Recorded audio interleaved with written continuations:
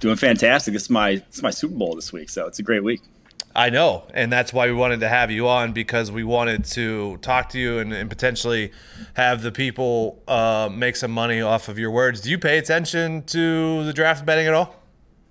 So my brother just sent me some over yesterday, some props. I don't until I do like early in the process, and then I'll do it like right up at like the day of. But I haven't been looking anytime here lately. So I wanted to start here, and I'll use our betting knowledge, and then I'll just ask you questions that can then lead for the listeners to benefit off of it. Jamar Chase, Pitts, and Penny Sewell, all of their drafts positions are over under at 5.5. So what do you think happens after a quarterback goes at 3? Do the Falcons take Pitts? Then does it leave Jamar Chase and Sewell for the Bengals to decide on there? What do you think of those guys potentially over under 5.5 for Chase, Pitts, and Sewell?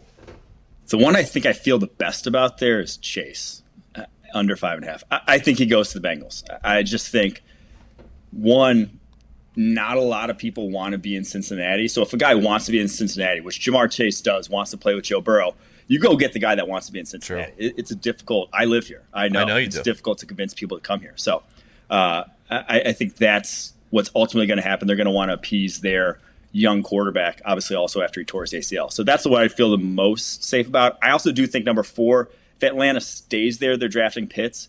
But I do think that'll be a hot trade spot, especially if Mac Jones goes number 3, which is kind of where the rumors are heading right now. What happens? Do you think there's any chance someone goes up to 4 with the Falcons and then takes another quarterback? So do you think the Bengals still go Chase then if Pitts is sitting there too? I do. I just think they're going to be locked into him for, like I said, the Joe Burrow, Jamar Chase connection back from LSU. Run it back one more time. Just because, like I said, you got to – they already said he's factoring in the decision-making. He went out to dinner with Riley Reif to try to convince him there. So I think they got the O-line they want at least enough. And so I think that's where they go. Okay. So first round, the total quarterbacks drafted is 5.5. It's juiced way to the under.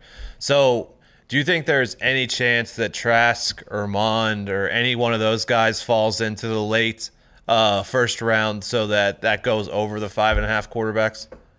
I don't, because one, like the fifth-year option's not great anymore for NFL teams. Like no one's going to really want to go back in just for that fifth-year option like they used to, because the new CBA changed how that works.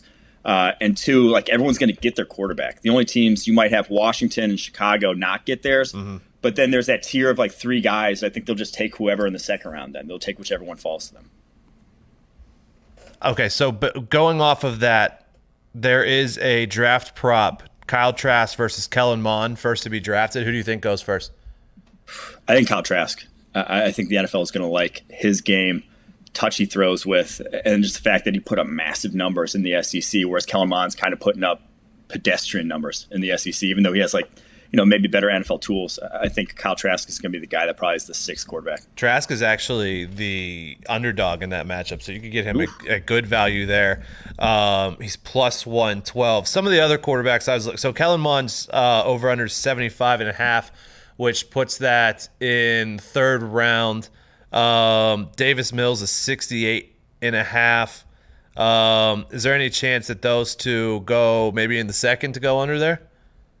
Yeah, I would think that they will come off the board second, just with the caliber of quarterbacks you're working with. And like I said, there are going to be a couple teams that don't get their guy in the 1st, and I think they'll just pull the trigger then in the 2nd is where I'd imagine they'd do that. So this is a good kind of 2nd tier of quarterbacks too. It really is kind of a deep quarterback class. Yeah, Gumby? Yeah, Mike, what do you think the Dolphins are going to do at 6? Do you think they just take best player available, or do you think they actually go out and get some weapons for Tua? I think it's weapons for Tua. I think it's either going to be they went up with the intent of it being Jamar Chase, Kyle Pitts still on the board. And now I think you're hearing these rumors of the trade back because they're worried that Pitts is going to go 4, Chase is going to go 5, and then they're kind of going to be holding their dick in their hand with no one there. I mean, they probably like Jalen Waddle or Devontae Smith, but again, you can get one of those two a little bit later on. So I think that's why you're hearing these rumors of them maybe moving back from 6. And do you think Najee Harris goes in the 1st round, or do you think he goes in the 2nd? I think he does go in the 1st. I Me believe too. the Pittsburgh Najee Harris. Stop. I just he fits kind of their MO of drafting and what they covet at that position. And I can see them kind of chalking up their struggles of late, and Big Ben's struggles too. Oh, he doesn't have the back he can rely on, even though it's like, oh, their offensive line also sucks right now. Is he all right? So his over under is 28.5 as far as draft position, and ETN is 32.5. And they have a matchup there too. Is it definitely Najee going over Travis Etienne? I think so. That one's going to be more in the eye of the beholder, though. Like what do you want in your offense? Because they're vastly different types of running backs. But I do think that Najee Harris is the one that's more NFL projectable, like easier to fall in love with. More teams will have Najee Harris as running back one than will ETN, in my opinion. So you talked about Devontae Smith and Waddle earlier. They're both at 11.5, and they also have a heads up. I think Waddle's going before Devontae. Do you agree or disagree there? I agree. I think Waddle has the more rare skill set, whatever that one. Yeah. But Devontae, teams are going to be scared of the weight. Like, who wants to be the team that drafts a 166-pound guy and then he fails? Now, I don't think he's going to fail, but I do think that's kind of a low-hanging fruit to roast someone for, to be a laughing stock for, if you draft the guy who is this crazy outlier and think he's going to work out, whereas Waddle is just a freak athletically. So I do think the NFL is going to be higher on that. It's like Ruggs going before Judy last year. No one would realistically watch both and say, oh, but that's just what the NFL covets at that position, is the athleticism. Well, and it kind of feels to me, because a few years ago, like, it feels like there's no positives, or there's no positive spin right now for Devonta Smith, like, coming out. It reminds me of DK Metcalf a few years ago, when all of the coverage about him was negative and talking about him following, and he actually did fall. I mean, he turned out to be a great player, but as far as the draft goes, he fell, and it feels like the same may happen with Devonta here. But yeah, I took over the 11.5 here, because I took Waddle too, because I don't think he's going before him, and I don't think he's going before 11.5. Yeah, it's just landing spots also for a wide receiver, and I think that's why I say the Dolphins may move back. It's like Broncos aren't going to draft one, Panthers aren't going to draft one, Cowboys aren't going to draft one. I don't think the Giants will either, too. And then the Giants, I don't think Gettleman really wants to draft wide receivers. He wants to draft defensive linemen. So, yeah, I think there's just not landing spots for guys. And like he's that. not. I mean, we know he's not drafting back. I don't think he knows how. The over/under for wide receivers in a first round is 5.5. So you have Chase, you have Waddle, you have Smith. And then does Bateman go? Does Kadarius Toney go? Does what's his name from LSU? I'm blanking on it. Go. Terrace Marshall. Yeah, Terrace Marshall. How many wide receivers do you think go in the first? This one's tough. Yeah. I think you got the top three. Those are for sure. And then I think Elijah Moore is going to go in the first round. I think the NFL is going to love Elijah Moore. I heard the Todd McShay thing today saying he's fourth on every board that he's talked to. Fourth wide receiver 4 on every board for NFL team he's talked to.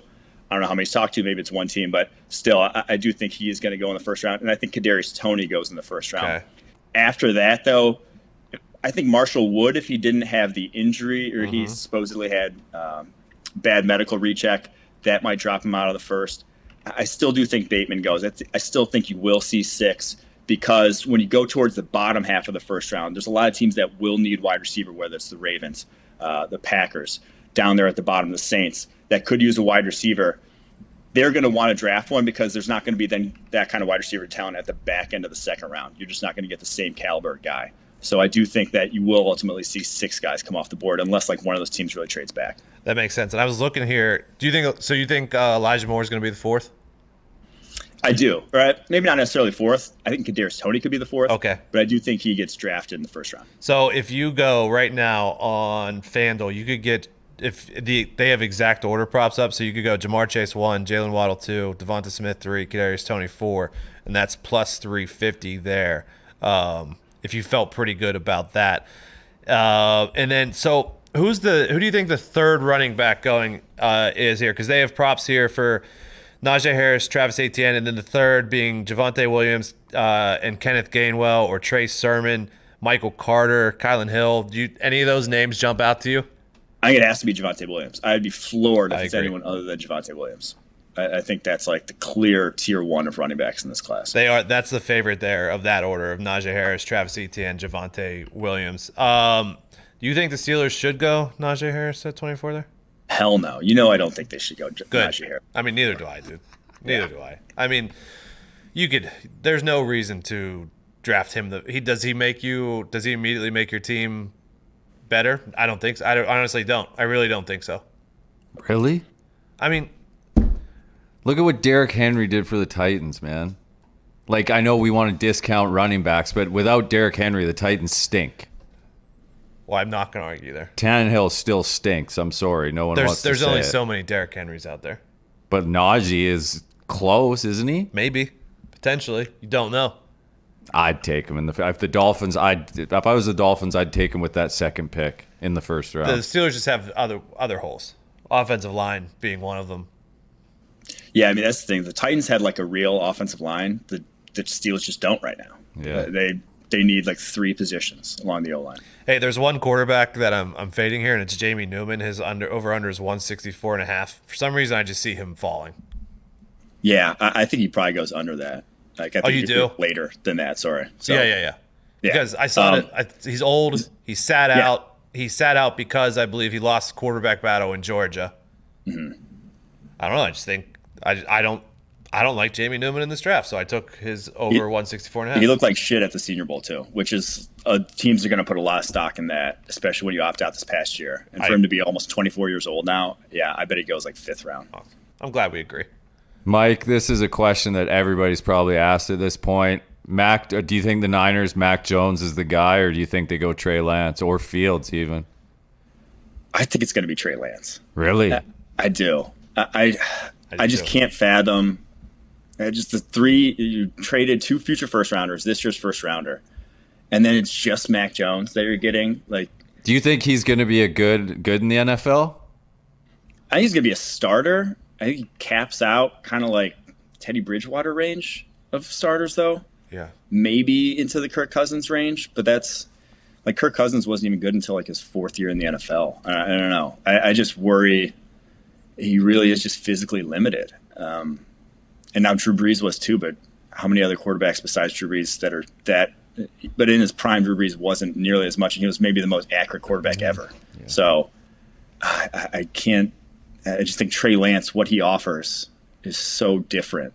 And that's what like the guys who are winning games in the NFL, the Josh Allen, Patrick Mahomes, Aaron Rodgers, that's what those guys have. Those are the tools those guys have. They don't look like Mac Jones. How far? Oh, go ahead. No, I was just going to say, like, and if they are telling the truth that they're keeping Jimmy G, Trey Lance is more of the guy that I feel like you groom for a year versus Mac Jones. Like, because Trey has the bigger ceiling if you're going to groom him and stuff like that. That's why I thought that go, pal. How far do you think Fields could drop then, Mike?